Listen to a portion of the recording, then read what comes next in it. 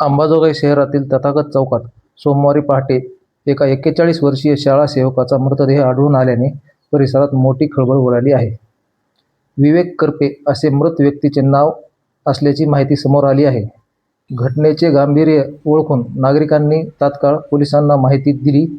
माहिती मिळताच अंबाजोगाई पोलीस स्टेशनच्या पथकाने कुठलाही विलंब न करता घटनास्थळी धाव घेत मृतदेह ताब्यात घेऊन घटनास्थळाचा पंचनामा केला असता मृत विवेक करपे यांच्या खिशात ट्रॅव्हल्सचे तिकीट आढळून आले आहे. अंबाजोगाई व परिसरामध्ये लागोपाठ घडणाऱ्या अशा संशयास्पद घटनांमुळे सामान्य नागरिकांमध्ये भीतीचे वातावरण पसरलेले आहे. विवेक करपे यांच्या मृत्यूचे नेमके कारण काय, शवविच्छेदन अहवाल आल्यानंतरच स्पष्ट होईल.